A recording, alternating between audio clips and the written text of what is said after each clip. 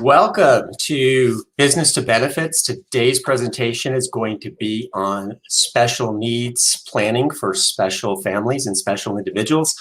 Very excited to be here with you today and share this very important topic. By the way, Business to Benefits, we're going to be doing regularly on a weekly basis. So, stay tuned, come back on a regular basis. Next week should be at the same time, although we're looking at moving possibly to Fridays at noon. And bear with me, the technology is a little bit new for me, still trying to figure it out. As you can see, I wasn't able to get the green screen working properly, so we've got the boring shades behind us. But that's okay, because the information is what's important and not the background, of course. Anyways, Business to Benefits, we're going to be bringing benefits to you for both individuals and businesses from all kinds of different topics.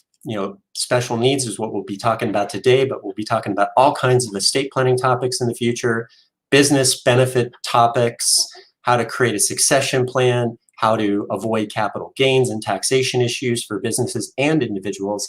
And again, really excited to be doing this, to be able to share this information with you.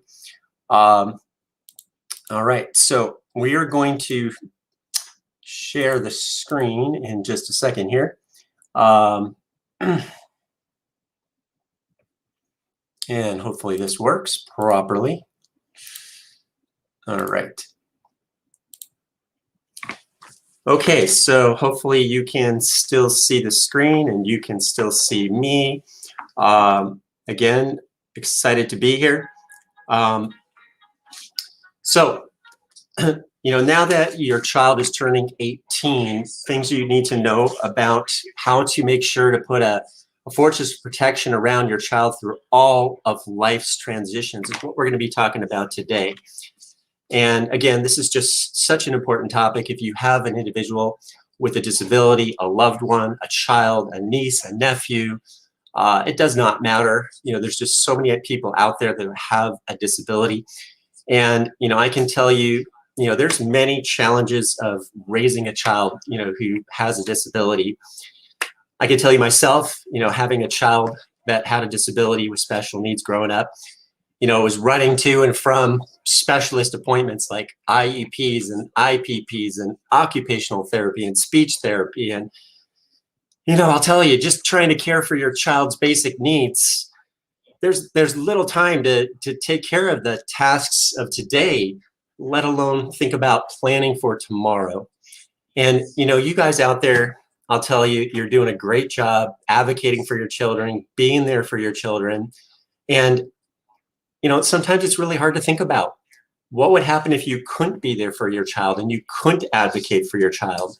What would happen in that situation? And that's what we're going to talk about. How can you put in place a plan that's going to work for the next 75 years, maybe more, to make sure that if you're not here, and of course, one day you won't be here, that there's a plan in place that's going to be able to take care of your children or your loved ones for the rest of their life. And the plan actually works. So, there are a lot of different legal and financial plan things to be concerned about for the future. How can I provide a system for ongoing advocacy for my child when I'm no longer here? We just talked about this. Again, one of the biggest things that you need to be concerned about is how do you create a system of advocacy and support that's going to work for the next 75 years when you're no longer here? How can you ensure that, the money that you leave behind is going to be enough money to take care of a lifetime of care? If something was to happen today, is there enough money to take care of your child for the rest of their life? Now, once your child turns 18, they're considered a legal adult. And, most people don't think about that when your child is 18, they're a legal adult. They're going to be able to make their own medical and financial decisions.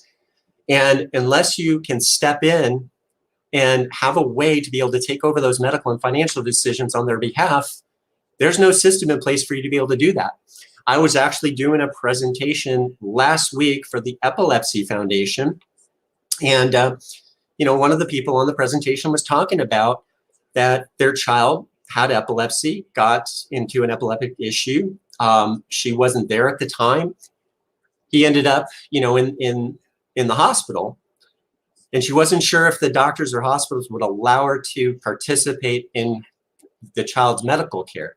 In this case, they broke the rules a little bit, but they don't always have to do that. They don't have to allow you to participate in your child's medical care and financial decisions once a child turns 18. And I'm sure you're thinking about, what happens? My child, may not be able to make the best financial decisions. Sometimes children with special needs, they have a hard time, realizing what is the right decision, realizing right from wrong, and can easily be persuaded to buy a new car or to, I've heard parents tell me their child signed up for a lifelong subscription on the internet to some magazine or to some video game thing. And, they don't really always understand exactly what they're doing. So how can you be there to make sure that they cannot be taken advantage of? And again, that there's a system in place that'll ensure that this doesn't happen in the future.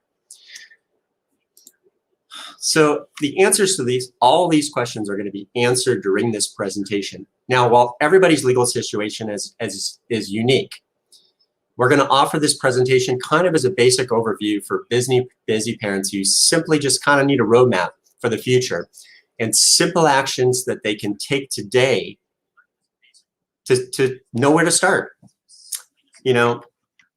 So now once your child turns 18, again, they're presumed a legal adult.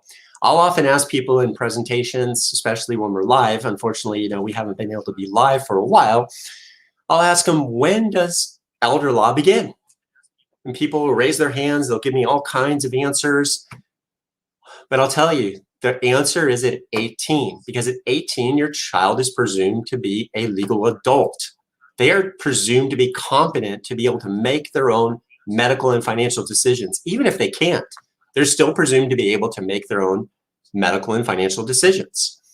And, even if you have a child who happens to not have special needs, think about if you have a child who's across country, 2,000 miles away going to school, and something happens and you're not there.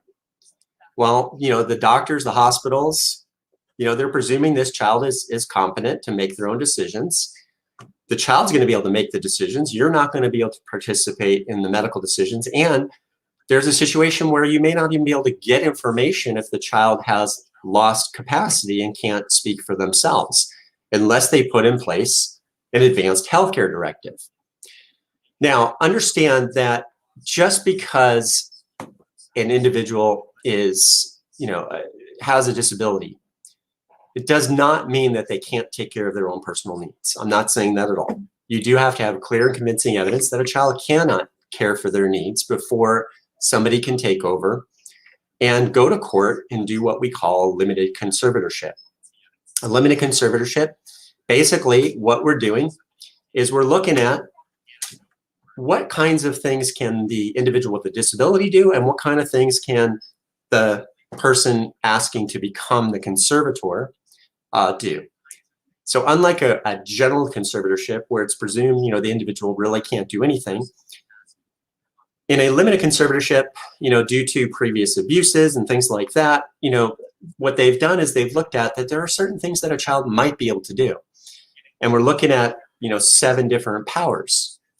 They include, of course, the right to determine medical decisions, the right to contract, the right to get confidential information and important papers and contracts and things like that, and papers and documents, the right to fix residence, the right to determine education, the right to determine marital relations, whether somebody can marry or not, and the right to choose the right for sexual relations. And so you're going to go into court and you're going to determine which of these 7 powers are you able to handle, and which of the 7 powers is the individual who has a disability able to handle. And it's a process, it takes several months. So we often recommend that you start this long before your child turns 18, at least 2 to 6 months before, so that the day that your child turns 18, there can be an order in place that can allow you to continue the care of your child, be able to participate in medical decisions without any lapse in care or anything like that. So it's important to do that. So we've already talked about, the 7 powers. Here they are. They include, as we mentioned again, residence, contracts, confidential medical records, give or withhold medical decisions, decisions regarding education. Now, there are generally, we're not going to go into a great deal, but there's 2 types of limited conservatorships of the person.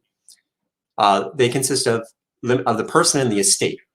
The person has the care, custody, control, and education of the person. Now, you don't need to go into court and ask for a conservatorship of the estate if there's no assets to manage. If the individual themselves doesn't have any assets, when would you typically have an estate that needs to be managed?